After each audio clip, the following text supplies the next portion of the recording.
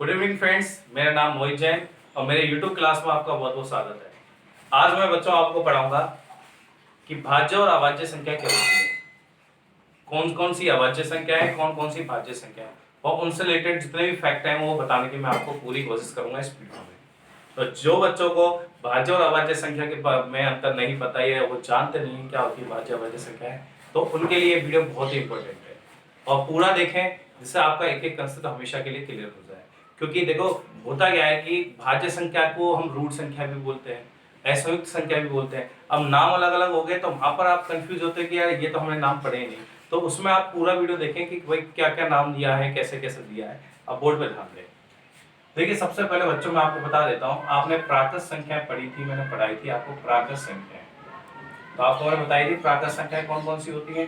तो आपने 1 2 3 4 5 6 7 यही होती है। अब देखिए अब प्राकृत संख्या को हमने दो कैटेगरी में रखा। एक तो आपकी अभाज्य संख्या, अभाज्य संख्या, ठीक है, इनको बोलते हैं हम इंग्लिश में प्राइम नंबर। क्या बोलते हैं बच्चों? प्राइम नंबर, ठीक है। और एक होती है आपकी भाज्य संख्या, इनको बोलते हैं हम कंपोजिट नंबर।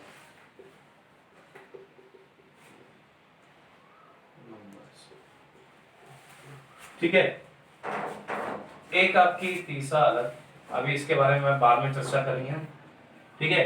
देखो अभाज्य संख्या है, उनका नाम भी होता है रूट संख्या,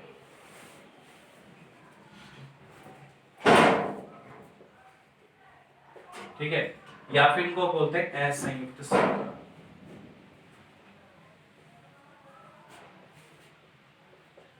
ठीक है, भाज्य संख्या को बोलते हैं बच्चों संयुक्त संख्या भी बोलते हैं।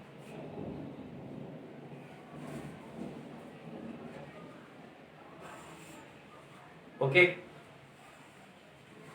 अब बात आती है अभाज्य संख्या होती क्या, अभाज्य रूट असंयुक्त संख्या क्या होती है। एक ही नाम है कि क्या होती क्या है, जिनके केवल और केवल दो गुणनखंड होते हैं, जिनके केवल और केवल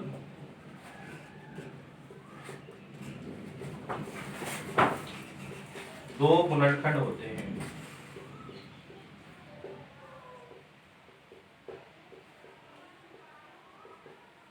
केवल जिनके केवल और केवल दो गुणनखंड होते हैं। जैसे आपको मैं बोलूं दो, अब दो के टुकड़े करो, गुणनखंड करो, तो आप बोलोगे सर दो एकम दो होते हैं। अब बताओ इनके अलावा कोई दो गुणनखंड होंगे तो कितने गुणनखंड होंगे इसके? दो, एक तो एक और एक दो, राइट। तो ये आपकी कैसी संख्या है? अभाज्य संख्या। अगली पूछो तो 3 5 7 11 13 17 19, फिर आपका आएगा 23, 23 के बाद आएगा आपका 29, 29 के बाद 31, 31 के बाद 37, 37 के बाद 41, 41 के बाद 43, 43 के बाद 47।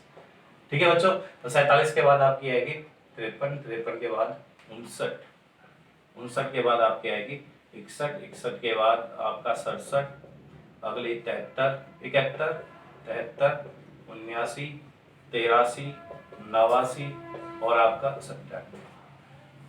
ठीक है, अगर आपसे कोई पूछे एक से लेकर और आगे भी चलती रहेगी, जैसे अगली आपकी 101 आएगी और सो चलती रहेगी, बहुत सारी होंगी। तो अगर आपसे पूछा जाए एक से लेकर 100 तक, कहां से? एक से लेकर 100 तक, एक से लेकर 100 तक, एक से 100 तक कुल अभाज्य संख्या, तो आप बोलोगे कुल अभाज्य संख्या होगी 25। कितनी होगी बच्चों? 25। आप काउंट कर सकते हो आराम से, एक से लेकर 100 तक कुल अभाज्य संख्या आपकी 25 होगी। ओके, देखिए आप काउंट कर सकते हो, 1 2 3 4 5, 5 और 4 9, 10 11 12 13 14 15 16 17 18 19 20 21 22 23 24 25 हो गया। ये तो 101 आप में अलग लेंगे आप।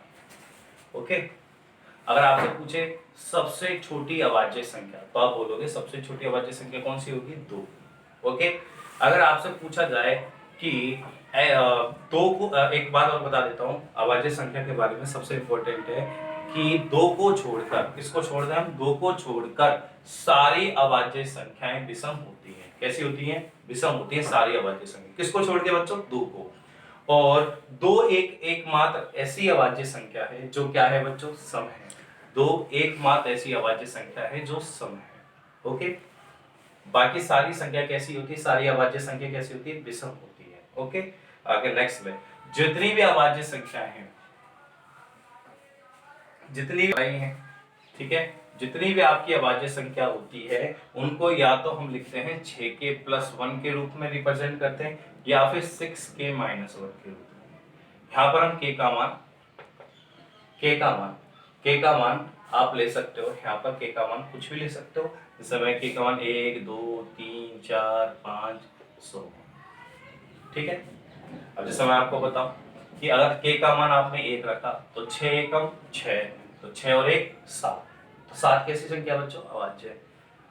यहाँ रखो 1 रखो, 6 एकम 6, 6 में से 1 गया तो कितना बचा बच्चों, 5 बचा, तो 5 कैसी संख्या आपकी, अभाज्य। अब बस इसमें बस एक ही बात ध्यान रखना, केवल 2 और 3 को छोड़ देना। किसको छोड़ देना बच्चों, 2 और 3 को, केवल किसको छोड़ देना, 2 और 3 को, ठीक है, 2 और 3 को छोड़कर, 2 और 3 को छोड़कर,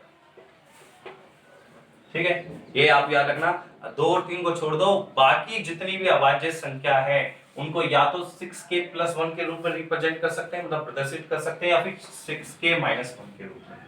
ओके, जैसे आप k का मान और भी रख के देखिए।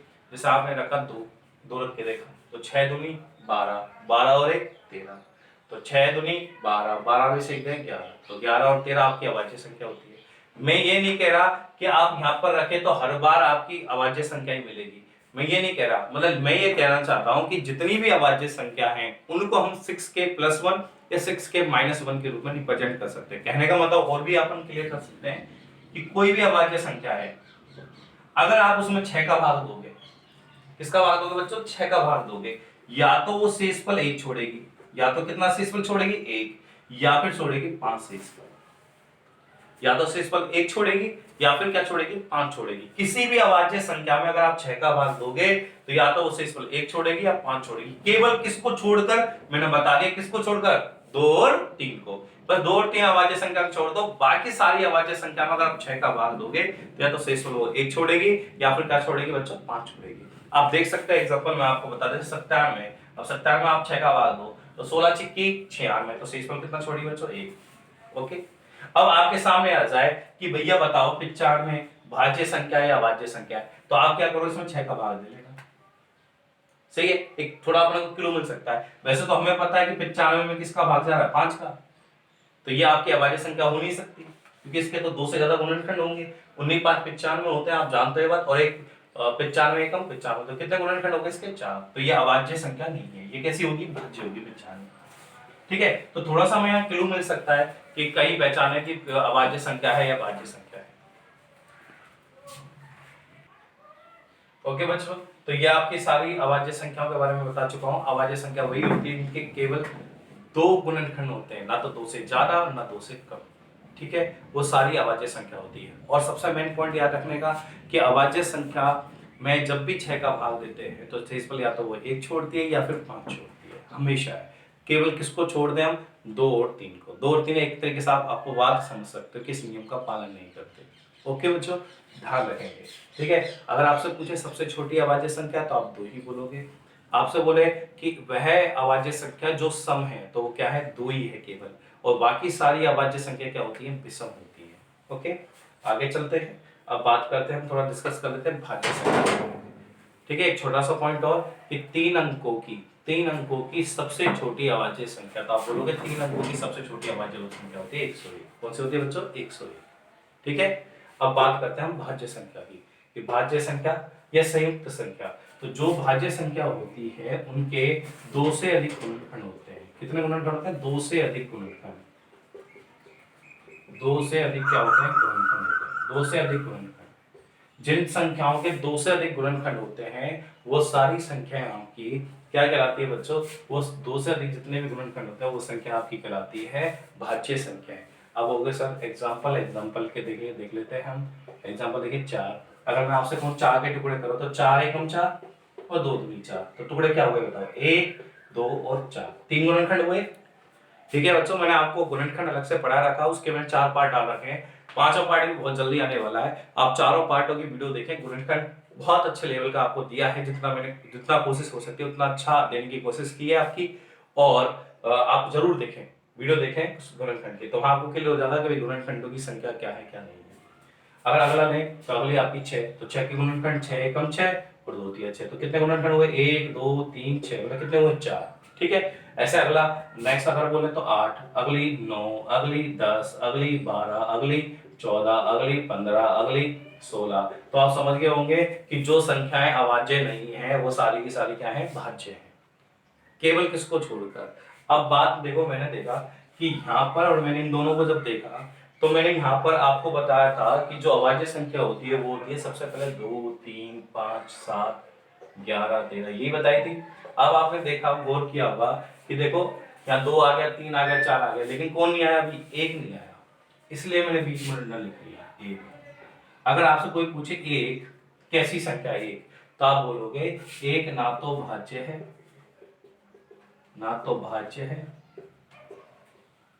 और ना ही अभाज्य, ना ही अभाज्य। एक ना तो भाज्य में आएगा और ना ही अभाज्य में। ऐसा क्यों? क्योंकि एक का आप गुणनखंड में पूछो आपसे तो एक का गुणनखंड एक ही होता है। कितना होता है? एक ही होता है। अगर वो भाज्य संख्या होना है तो 2 से अधिक गुणनखंड होना चाहिए, तो 2 से अधिक तो है नहीं, एक ही उसका गुणनखंड। और अभाज्य संख्याओं के लिए कम से कम 2 गुणनखंड चाहिए, ना तो 2 से ज्यादा और ना 2 से कम। अब एक के केवल एक ही गुणनखंड है, इसे ना तो वो भाज्य में काउंट होता है ना ही अभाज्य में। अच्छा, कई बार बच्चे ना टाइम पास के लिए क्वेश्चन पूछ लेते हैं कि सर 0 भाज्य है या अभाज्य, तो मैं भी बता दूं कि 1 और 0 की जब भी बात आएगी तो 1 और 0 ना तो भाज्य आते हैं और ना ही अभाज्य में आएंगे, दोनों में ही नहीं आएंगे, बात याद रखना। वैसे 0 अलग से बच्चे पूछते हैं, बाकी मैंने आपको प्राकृत संख्याओं में से डिवाइडेशन किया है और प्राकृत संख्या 1 से स्टार्ट होती है, वहां 0 का कोई मतलब ही नहीं है। लेकिन फिर भी कई बच्चे पूछ लेते हैं टाइम पास के लिए, मजे लेने के लिए, या फिर कुछ बच्चे होते हैं वास्तव में सीरियस होते हैं पढ़ने के लिए, वो छोटे छोटे पॉइंट पूछ लेते हैं। तो मैं बता दूं कि 0 ना तो भाज्य होती है और ना ही अभाज्य होती है, मतलब सेम कैटेगरी होती है एक की तरह। ओके, तो ये आपका पूरा भाज्य और अभाज्य हो गया है कंप्लीट। अगर आपसे सवाल पूछा जाए कि 1 से लेकर 100 तक कितनी अभाज्य संख्या होती है, तो आप क्या बोलोगे? 25। और अगर आपसे पूछे 1 से लेकर 100 तक कितनी भाज्य संख्या होती है, तो आप बोलोगे 74। कितनी बोलोगे बच्चों? 74। क्यों? क्योंकि एक रह गया, एक ना तो भाज्य बनता है और ना ही अभाज्य में। हो गए ना टोटल 100। 25 तो अभाज्य हो गई, 74 वो हो गई, और एक ना भाज्य ना अभाज्य। ठीक है, इसके साथ मैं अपनी वाणी को विराम देता हूं। अगर आपको ये कंसेप्ट क्लियर हो तो लाइक शेयर करना।